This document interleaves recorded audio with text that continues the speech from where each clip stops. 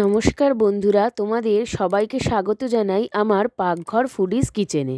আজ তৈরি করব একটা বিকেলের টিফিনের রেসিপিটা হলো গরম গরম মুচমুচে কড়াইশুঁটি চিড়ের কাকলেট। প্রথম থেকে শেষ পর্যন্ত তোমরা ভিডিওটা দেখতে থাকো। চলো এবার আমরা রেসিপিটা শুরু করি। রেসিপিটা তৈরি করার জন্য আমি নিয়েছি 1 বাটি মতো কড়াইশুঁটিগুলোকে সেদ্ধ করার জন্য গ্যাসে একটা সসপ্যান বসিয়ে তাতে জল দিয়ে কড়াইশুঁটিগুলো দিয়ে দিচ্ছি।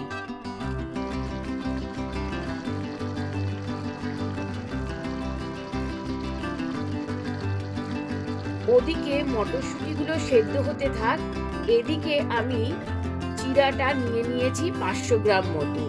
এবার এটাকে ভালো করে ধুয়ে একটু ভিজিয়ে রাখছি নরম হওয়ার জন্য।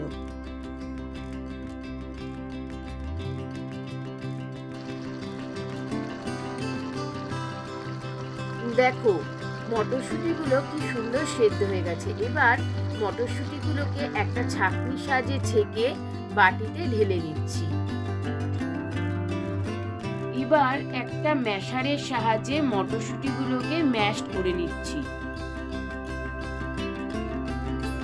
এদিকে মটরশুঁটিগুলো ম্যাশ করা হয়ে গেছে, ওদিকে চিড়েগুলো ভালো মতো ভিজে গেছে। এবার চিড়েগুলোকে ভালো করে কচলে মেখে নিচ্ছি। মেখে নেওয়া চিড়েটাকে মটরশুঁটির সঙ্গে অ্যাড করে নিচ্ছি। এবার অ্যাড করে নিচ্ছি আগে থেকে সেদ্ধ করে গ্রেট করে রাখা 2 বড় সাইজের আলু। এবার এই 3টে জিনিসকে ভালো করে মিশিয়ে নিয়ে তাতে দিয়ে দিচ্ছি 1 চা চামচ ঘরে তৈরি করা ভাজা মশলা, 1 চা চামচ চাট মশলা, 1 চা চামচ চিনি, সামান্য চিলি ফ্লেক্স আর স্বাদ মতো নুন। এইবার মিশিয়ে নিচ্ছি একটা বড় সাইজের কুচনো পেঁয়াজ, গ্রেট করা 1 চামচ আদা, 5 থেকে 6টা কুচনো লঙ্কা আর ধনেপাতা কুচি। বাইন্ডিং এর জন্য মিশিয়ে নিচ্ছি 2 চামচ মতো চালের গুঁড়ো। সমস্ত উপকরণগুলোকে কচলিয়ে মেখে একটা ডো তৈরি করে নিলাম। এবার এটাকে কিছুক্ষণের জন্য রেস্টে রেখে দিচ্ছি। এবার একটা ব্যাটার তৈরি করে নিচ্ছি। তার জন্য একটা বাটিতে দিয়ে দিচ্ছি 3 চামচ মতো কর্নফ্লাওয়ার, তাতে দিয়ে দিচ্ছি সামান্য নুন। তারপরে এটাকে ভালো করে মিশিয়ে অল্প অল্প করে জল দিয়ে গুলে ব্যাটারটা তৈরি করে নিচ্ছি। দেখো এই ঘনত্বে আমি ব্যাটারটা গুলে নিয়েছি। মোটামুটি 10 থেকে 15 মিনিট মতন হয়ে গেছে। এবার আমি ঢাকনাটাকে তুলে নিয়ে ডোটাকে আরেকবার ভালো করে মেখে নিচ্ছি। তারপর হাতে একটু তেল লাগিয়ে ওই ডোটা থেকে অল্প অল্প করে লেচি কেটে নিয়ে সেগুলোকে কাটলেটের আকারে গড়ে নিচ্ছি।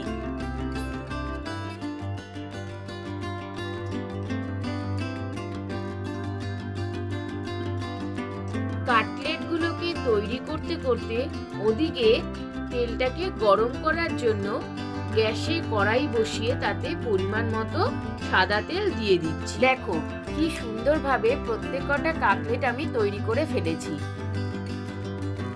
এবার একে একে কাটলেটগুলোকে তৈরি করা ব্যাটারে প্রথমে ডুবিয়ে নিয়ে তারপর সেটাকে ব্রেড ক্রাম্বসে ভালো করে কোটিং করে নিচ্ছি। আবার একই পদ্ধতি রিপিট করে কাটলেটগুলোকে একইভাবে আরো একবার কোটিং করে নিয়েছি।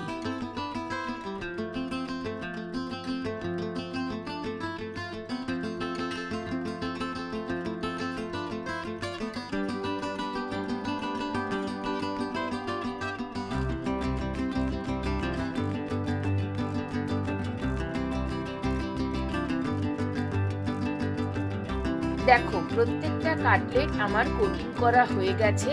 এবার এগুলোকে আমি ফ্রিজে রেখে দিচ্ছি 10 থেকে 15 মিনিটের জন্য। তেলটা গরম হয়ে গেছে।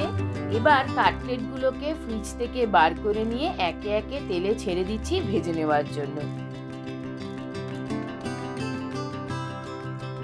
একটা চামচ দিয়ে উল্টে পাল্টে কাটলেটগুলোর 2 পিঠ লাল করে ভেজে নিচ্ছি। দেখো তোমরা কাটলেটগুলো কি সুন্দর লাল করে ভাজা হয়ে গেছে। এবার একটা ঝাঁঝরি দিয়ে একে একে তুলে নিচ্ছি। আমার সবকটা কাটলেট ভাজা হয়ে গেছে। এইবার টেস্ট করে দেখো। রেসিপিটা বাড়িতে একবার ট্রাই করো, আর ভালো লাগলে অবশ্যই কমেন্ট করে জানাবে। আর রেসিপিটা ভালো লাগলে শেয়ার করে আমাদের পাশে থেকো। কাটলেটগুলোকে আমি সালাড আর সস দিয়ে সার্ভ করে নিয়েছি। Thanks for watching. Please subscribe my channel Pakghar foodies kitchen and press the bell icon.